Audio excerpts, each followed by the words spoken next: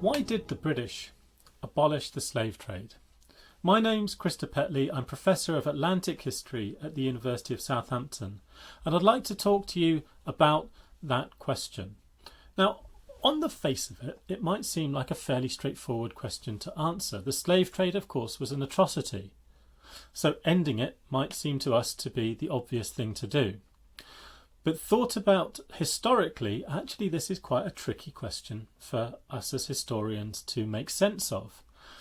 Slavery, and with it slave trading, had been part and parcel of the experience of empire for centuries, even millennia, before the British decided to end the slave trade in 1807. We're interested, incidentally, in that moment, ending the slave trade, not the abolition of slavery itself, emancipation, which comes later on. So to think about that question, I'd like to use some evidence that survives from these debates. And I'd like to use that evidence to complicate the picture that we've got of the debate about the slave trade, which is very, very often presented to us as one of morality against economy. So, for instance, we're probably fairly familiar with the idea of abolitionists as being morally motivated, selfless, altruistic. Men like William Wilberforce personify this movement, and being up against the venal, self-interested economic lobby of slave traders and slaveholders. Now, as this talk will show you, there's much to be said for that characterization of the debate, but it's also a debate that's much more complicated than that. So to do that, I want you to think a bit about some evidence, and in doing that we'll be thinking about what it is that we as historians do. How do we work as historians? And of course, central to the practice of history is doing research with evidence, using that evidence to put together a convincing analysis of any given historical period, topic or question like this one. Those are really important skills, not just for doing history, but they're transferable to all sorts of different contexts. And I would suggest actually that being able to do this sort of thing well, making evidence-based decisions, is essential not just to history and to a whole variety of different workplaces, but to society much more generally. So let's do some of that work, and let's think about this then in relation to our central question. And a good point to begin is to think about what it was that the opponents of the slave trade were up against. So we need to think then about the slave trade. What we know about it is that over the period of the slave trade, between the period of say the 1520s and the 1860s, we know that about 12.5 million, at least that figure, at least that number of enslaved Africans were forced across the Atlantic to labour in the New World.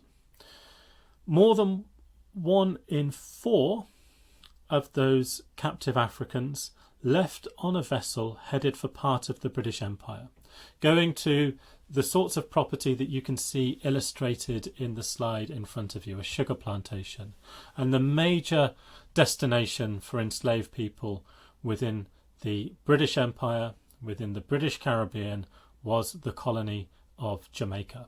So this picture is of Antigua, but it's fairly typical of sugar plantations elsewhere in the region, although it's something of a sanitized image, as so many of these things are.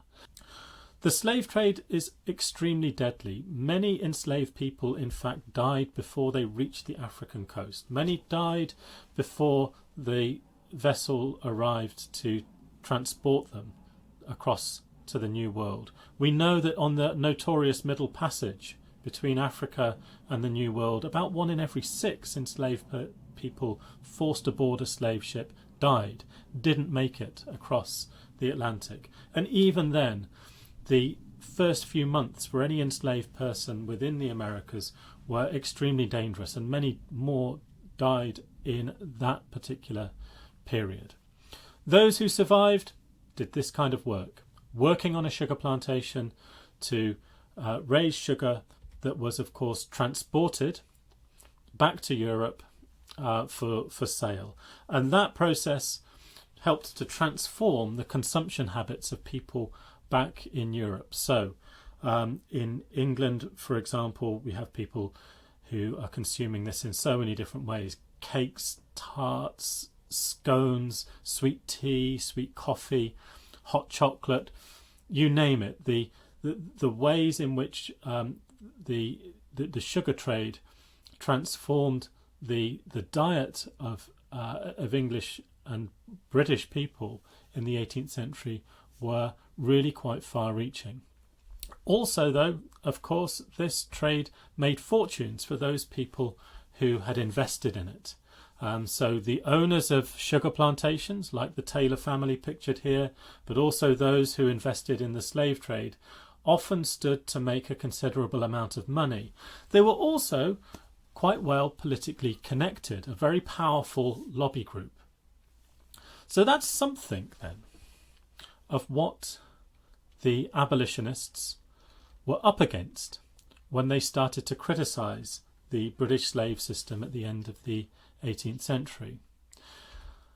But one thing that's really important to bear in mind is that these men and women were not just up against a cruel and lucrative slave system.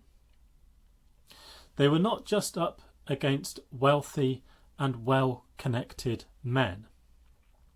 They were also up against a set of ideas.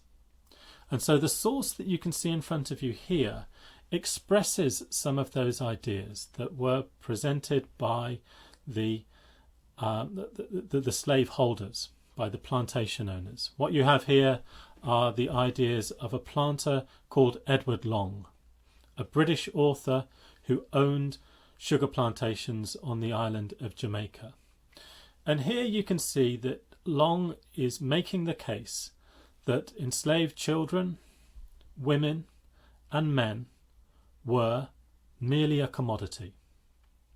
The law, he argues here, represents and treats those people as though they are merchandise. So he describes them as, in his view, and he's making this case for his readers, that enslaved people are fit objects of purchase and sale, transferable like any other goods.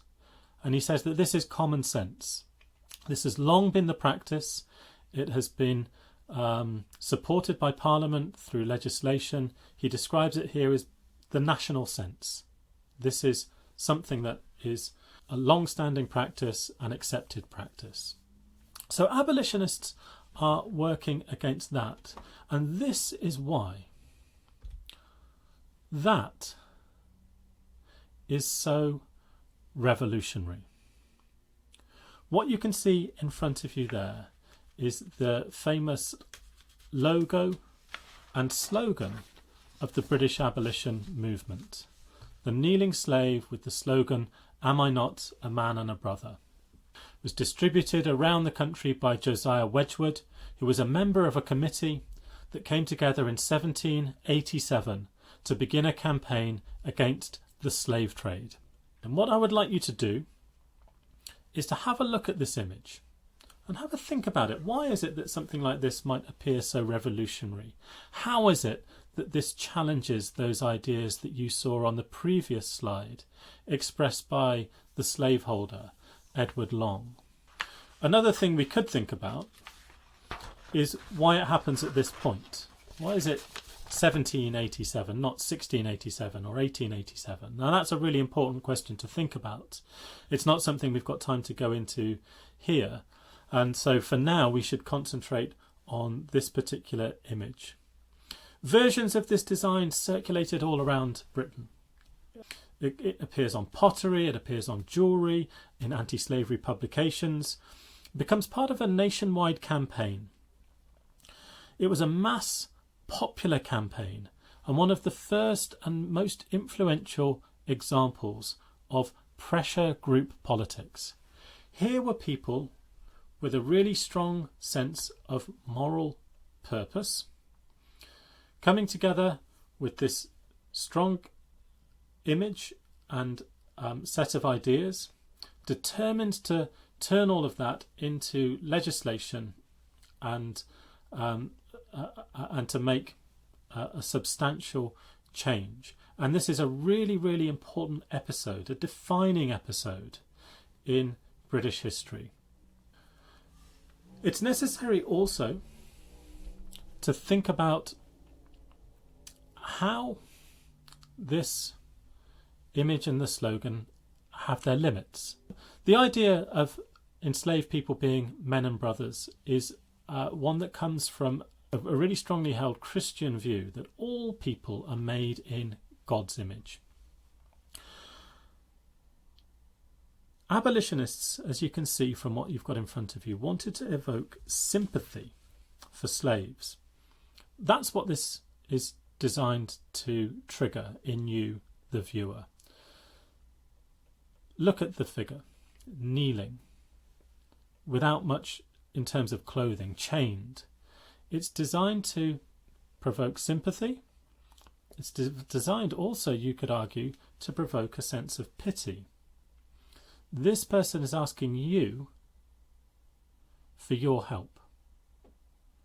The implication here is that here is somebody who cannot help themselves and so needs to beg for help from others. What could be more different to that than this? Here is Toussaint Louverture, one of the leaders of the Haitian Revolution, on horseback, bearing a sword. Toussaint Louverture was a former slave who led an uprising against French plantation owners in the French colony of Saint-Domingue, which was a huge and productive sugar colony near to Jamaica in the Caribbean. Now, the events that Louverture was swept up in became known subsequently as the Haitian Revolution. This is a huge uprising of slaves against the French slaveholders of the colony. It begins in 1791 and went on for more than a decade as armies of former slaves, self-emancipated people, fought against armies sent from Europe to try to crush their rebellion. Finally, in 1804, French Saint-Domingue, now fully under the control of former slaves, became an independent nation, with the name, of course, of Haiti. Now, the story of the Haitian Revolution is relevant to our analysis of British abolition for one simple reason. It demonstrated to people at the time that enslaved people did not have to beg for help in order to free themselves. They were perfectly capable of taking up arms against their oppressors. You can see Louverture doing that here in this image, and freeing themselves. Now, for many, that was a deeply terrifying proposition. Here you've got some of the really luridly offensive and grotesque propaganda of the pro-slavery lobby, put together, we presume, we don't know very much about who actually produced this image, but it reflects the kinds of ideas that are being expressed by slaveholders and slave traders in the era of the Haitian Revolution. They argued that the Haitian Revolution was a sign of how dangerous it was to interfere with the slave system of the Atlantic world. Slaveholders argued that enslaved people, that black people, Africans, were violent and bestial, and that they were best kept under the control of slavery. They argued that abolitionists, by proposing reforms, would simply inspire revolts and uprisings in the Caribbean that would end in bloodshed and in anarchy. So all of those kinds of ideas are put together by the opponents of abolitionists, and they're extremely successful. These arguments based on prejudice and fear helped to stall abolition throughout the 1790s. They put the brakes on and mean that abolition does not come before Parliament and get decided until the early 19th century. Eventually, though, the Haitian Revolution helped the British abolitionist cause. And the reason for that is that the prospect of slaves taking up arms against their oppressors was not only terrifying to slaveholders, it was also terrifying to people like this man. Here is Prime Minister William Grenville, the Whig politician who, during his short time as Prime Minister, introduced the Abolition Bill to Parliament from his seat in the House of Lords and then shepherded it through to become law. So it's Grenville who introduces the 1807 Abolition Bill to Parliament. Now, I told you a few moments ago that what we would do is to look at evidence to try to answer our question of why did the British abolish the slave trade. And it seems to me that the most important piece of evidence that we should look at is the way that Grenville introduced the Abolition Bill to Parliament. Let's have a look at Grenville's speech. So why was Grenville proposing to abolish the slave trade? Well, here he says that he appears before the Lords, appears before Parliament at the call of justice. He's saying that he's standing up because he's motivated by a sense of justice, morality, we could say. And he's trying to address what he describes as the greatest injustice that has been committed, by which the annals of mankind can possibly be disgraced. So he wants to abolish something that he sees as a historically unjust phenomenon, the slave trade.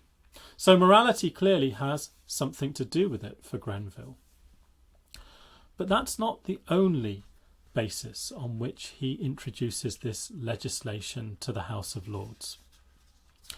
Grenville knew that it wasn't possible to convince the hard-nosed politicians in the House of Lords, many of whom were slaveholders themselves, with a simple plea to morality.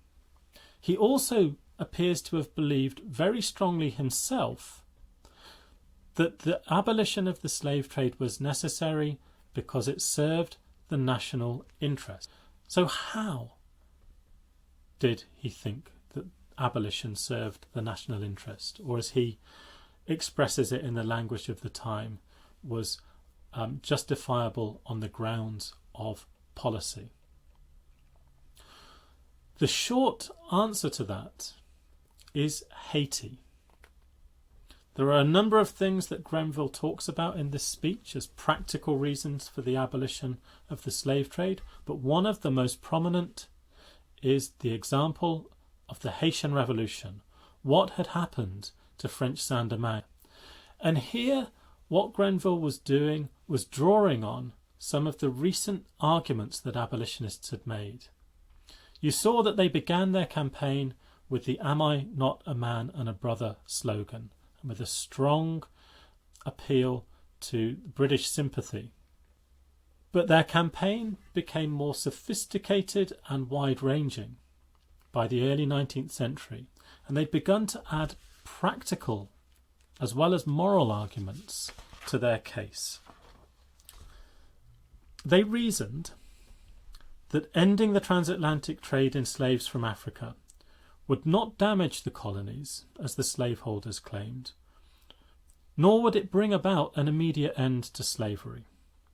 What they claimed was that ending the slave trade would trigger useful reforms. Put simply, what the abolitionists proposed was that by ending the slave trade, slaveholders would be forced to improve conditions on the sugar estates. They would no longer be able to rely on the trade in enslaved Africans in order to replenish their workforce. So that would mean that they would have to treat their workforce a little bit better in order to make sure that enslaved people reproduced and that their workforce was at least maintained or grew by that kind of natural reproduction, by births outnumbering deaths. That was what the abolitionists thought would allow for a reform of slavery, for slavery to become more humane and also more self-sustaining. They also argued that this would help to prevent uprisings. The argument went that if enslaved people were better treated, they would be more content and less likely to rise up. And Grenville believed these arguments. You can see him here making the comparison with Saint Domingo. He says, continue the importation of enslaved people from Africa, and you will add fresh fuel to the flames which will consume the islands. In other words, the slave trade will provoke slave uprisings. Remove it, and you have a more stable and sustainable slave economy and society in the Caribbean. So, essentially, Grenville was worried about this question. Could a man like Toussaint Louverture have emerged in Jamaica or another of the British colonies and led enslaved people there to freedom and independence? Grenville was worried that the answer to that question might be yes, and he was convinced that one of the ways to avoid that in the British colonies was through reform, through these kinds of ideas that he expresses here in his speech, introducing the Abolition Act to Parliament, an act that he argues is justifiable on the grounds of policy, the national interest, in order to head off revolution. It's worth noting that the Abolition Act failed in those aims of improving conditions for enslaved people on the plantations and as a counter-revolutionary measure that would prevent slave uprisings. In the years after 1807, conditions on the plantations continued to be extremely arduous for enslaved people, and in most parts of the British Caribbean, births did not come to outnumber deaths, and there were lots of uprisings, including a rebellion in Jamaica in 1831 that helped to set in motion the debates in Parliament in the 1830s that led to emancipation. That's to say, the ending of slavery itself, not just the slave trade. But the 1807 Act, the abolition of the slave trade, is nonetheless really important. And I think we've gone some way at least to unpacking the kinds of arguments and the sorts of reasoning that abolitionists and also sympathetic politicians like William Grenville, the Prime Minister, the sorts of ideas that they put forward in order to justify an end to the slave trade in 1807. We see that abolitionists and sympathetic politicians like Prime Minister William Grenville were indeed motivated by ideas of morality. The idea that all people are made in God's image, that it is wrong to treat enslaved people as property and trade them across the Atlantic as such, that the slave trade is a great injustice. All of those things come through, not just in the evidence of the abolition campaign that we've seen, but also the Prime Minister's speech introducing the 1807 Abolition Act. But we also see that there's more to it than just that. The abolitionists are interested in helping enslaved people, but they see enslaved people as people requiring their help, their intervention. The way that they present their campaign is not helping slaves to help themselves, but in order to lead enslaved people towards a better future. And we see in the Prime Minister's speech that he is concerned with the national interest. He sees the abolition of the slave trade as something that was a counter-revolutionary measure, something that would help to provide better economic and social stability in the British Caribbean, to help the slave system in that part of the empire to operate and not succumb to the sorts of uprisings that we see in the French Caribbean, and therefore for the British to hold on to their empire in the Caribbean, to keep hold of those slave-run sugar colonies that are still extremely valuable. Ultimately then, what I think that we see is a faith in top-down reform and a fear of revolution from below.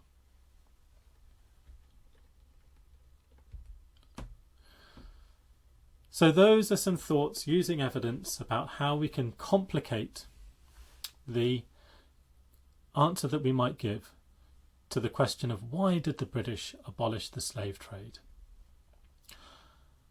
Thank you very much for listening. I've added here some suggestions as to where you could go if you want to find out more. Some of the things that I've been talking about come from the book that I finished fairly recently on Jamaica and the Age of Revolution, which talks about the rise of the abolition movement and all of these debates surrounding the 1807 Abolition Act that we've discussed today. You can also have a look at this longer reading list, which is presented to you here in no particular order, of a whole range of different things that you could look at, read and explore to find out more about the topics that we've discussed today.